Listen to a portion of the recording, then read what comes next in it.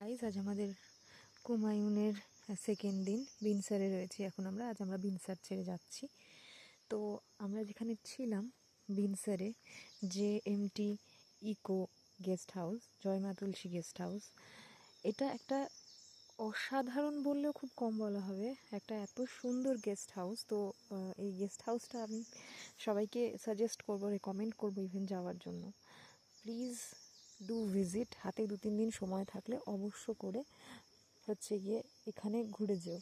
দেখো জাস্ট এই বিনসারের আমরা যে হোমস্টেটায় রয়েছি সেইটার সামনে একদম গেটের মুখটাতেই এই ভিউ, হিমালয়ের বিভিন্ন রেঞ্জেসগুলো দেখা যায় এখান থেকে। কুয়াশা ঢাকা কুমায়ুন হিমালয়ের কোলে আমরা রয়েছি, মেঘের উপরে। সকালবেলা এইখানকার ভিউটা একদম অন্যরকমই ছিল, পুরো কুয়াশায় ঢাকা ছিল এই এরিয়াটা। সামনে Binsar oak paradise guest house, এদিকে আবার মা আনন্দময়ী গেস্ট হাউস যাওয়ার রাস্তা। তো ওই যেখান থেকে আমরা আসলাম, এখান থেকে প্রায় 1.5 কিলোমিটার মতো রাস্তা একটু খারাপ। ওখানে চাইলে ট্রেক করেও আসতে পারো, বাট যদি ট্রেক করেও আসো বা গাড়িতেও আসো হয়তো আসার সময় একটু কষ্ট হবে, কিন্তু ওই কষ্টটা জাস্ট ওয়ার্থ ইট হয়ে যাবে। মানে একদম এত সুন্দর জায়গাটা। তো এই হচ্ছে আমাদের এন্ট্রান্সটা গেস্ট হাউসের। তো চলো ঢুকি। চারিদিকে শুধু সবুজ গাছ, পাহাড়ের কোলে এই দূরে দূরে 2-1টা রিসর্ট রয়েছে। এই দেখো এখানে স্ক্রিনে ভালো করে ফোন নাম্বার, ইভেন নামও দেখা যাচ্ছে। মোবাইল থেকে ভিডিও করছি, so very sorry for the inconvenience. এই সাইড দিয়ে পুরো এরা মালিরা বাগান করে এরকম লাগিয়ে রেখেছে অনেক রকম গাছ, লঙ্কা জবার গাছ, গ্ল্যাডিওলাস।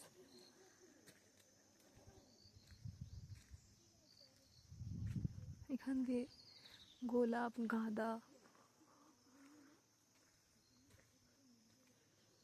প্রচুর গাছ চারদিকে। এই যে হচ্ছে আমাদের গেস্ট হাউসটা। গেস্ট হাউস কম বলে গাছ বাড়ি বললেও বোধহয় ভুল হবে না। এই দেখো, এই যে এটা এখানকার দি ফেমাস ডগো।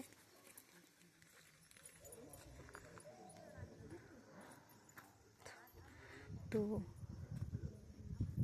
এখানে রাস্তার ধারে ধারে জাস্ট জংলা গাছগুলো হয়ে রয়েছে, এত সুন্দর এখানকার জংলা গাছ। কিন্তু আমাদের ওখানে এই সেম গাছগুলো নার্সারিতে অনেক দামে বিক্রি হয়। সো এই যে এখানে ডান্সিং ডল বা ফুসিয়া ফুলের গাছ, ফুলগুলো জাস্ট দেখো।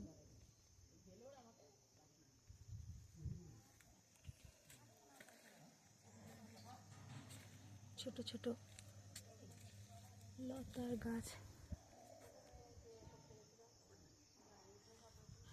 এইখানে একটা ছোট্ট মতো পয়েন্ট রয়েছে, শুটিং পয়েন্ট, চাইলে কেউ শ্যুট করতে পারো। এই যে এইখান থেকে আমাদের রিসর্টটা শুরু। এই যে টোটাল রিসর্টের সামনে একটা দুর্দান্ত লন রয়েছে। সকালবেলার রোদটায় অসাধারণ লাগে জাস্ট। এই যে গিয়ে শুটিং পয়েন্টটা সুন্দর আসে এখান থেকে। তো চলো আমরা ঢুকি। এখান থেকে অজস্র গাছ, নাম না জানা কত গোলাপ ফুটেছে। এখানকার যিনি মালি তিনিও খুব সুন্দর পরিচর্যা করেন।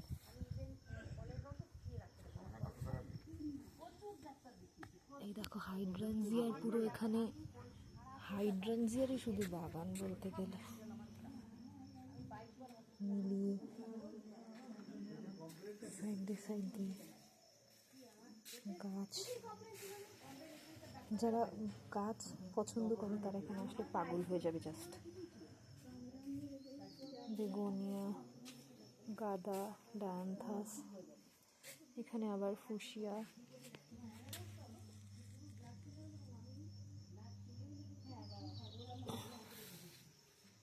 চলো এইবার এই হচ্ছে গিয়ে লনটা। এখানেও একটা দুর্দান্ত শুটিং পয়েন্ট আছে। এই গাছটা, এই যে জিএমটি কো উইন্ডসর দেখায়।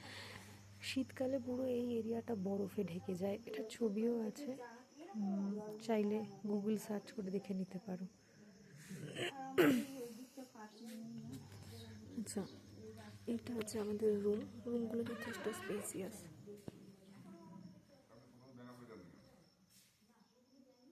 দেখো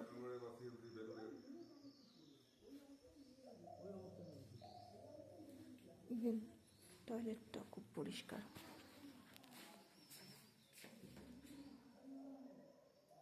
গিজার রয়েছে, ওয়াশ বেসিন রয়েছে, অনেকটা এরিয়া। চলো এবার আমরা যাই হচ্ছে একটা স্পেশাল পার্টি এই রিসর্টে। তুমি এখানে চাইলে এই বাগানে বসে লাঞ্চ ডিনার সব করতে পারবে।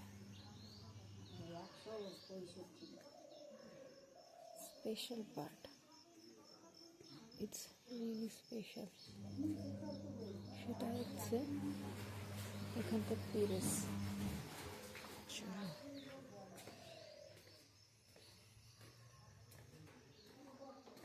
এটা হচ্ছে ফার্স্ট ফ্লোরটা।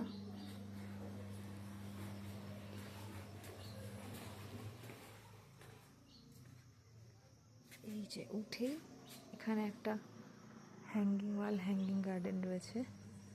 এই যে ইনি একজন এখানকার মেম্বার। হ্যালো। ওঠার জায়গা রয়েছে। ডগো। ওপরে আর একটা অন্য গেস্ট হাউস।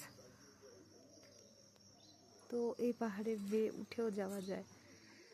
এটা হচ্ছে ছাদের এরিয়াটা পুরো।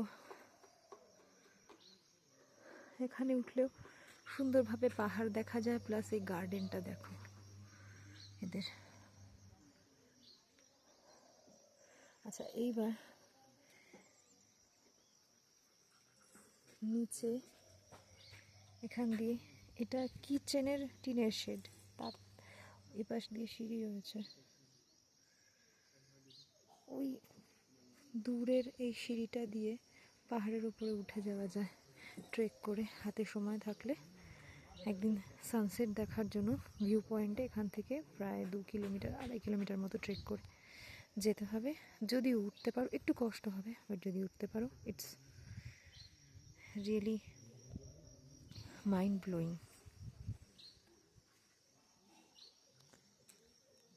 By doggo.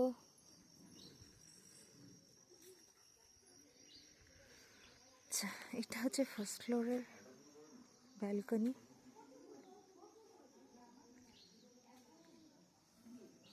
ফার্স্ট ফ্লোরের রুমগুলো সেম।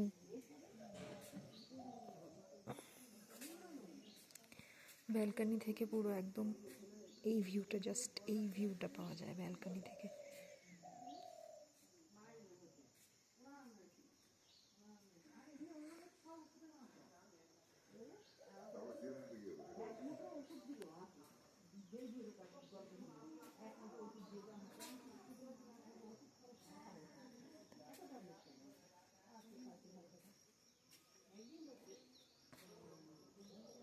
জাস্ট এই ভিউটা দেখো,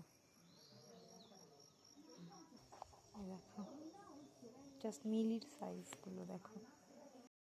এটা হচ্ছে ভোরবেলাকার ভিউ রিসর্টের গেট থেকে। আর এটা আমাদের রাতের বারবিকিউ সেশন এর ভিডিও। আচ্ছা, নিয়ারেস্ট প্লেস টু ভিজিট হচ্ছে এখান থেকে 1 কিলোমিটার হেঁটে আনন্দময়ী আশ্রম রয়েছে, 3 কিলোমিটারের যোগেশ্বর টেম্পল রয়েছে। And if you got some time then you can visit Binsar forest.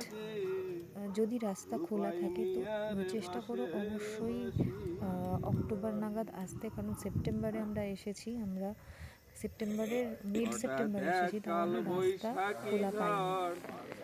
সেই জন্য সকলকে বলছি যে অবশ্যই চেষ্টা করো যে অক্টোবরের দিকে দিকে আসতে, তাহলে আর যারা শীত প্রেমী বরফ প্রেমী তাদেরকে সাজেস্ট করবো অবশ্যই বরফ পড়ার টাইমে আসতে, তাহলে এখানকার সৌন্দর্য একদম আলাদাই লেভেলের হবে। এটা হচ্ছে আমাদের ট্রেকিং করে যাওয়ার রাস্তাটা, যেটা ট্রেক করে আমরা সানসেট পয়েন্টে উঠেছিলাম, সেই রাস্তাটা, ভিউটা জাস্ট অ্যামেজিং। কিছু ছবি, হাইড্রেনজিয়া এখানে এমনি রাস্তার ধারে ফুটে থাকে।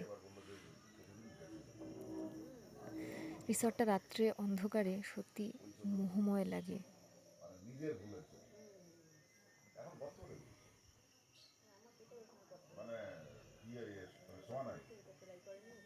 Just look at the views.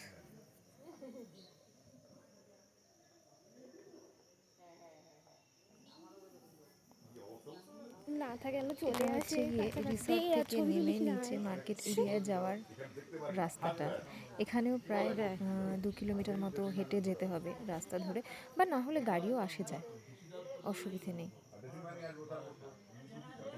Pine বনের শাড়ি, মাঝখান দিয়ে আমরা চলেছি হুমায়ুন হিমালয়ের অজানা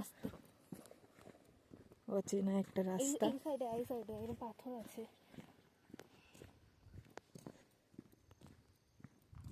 কি যে ভালো লাগছে।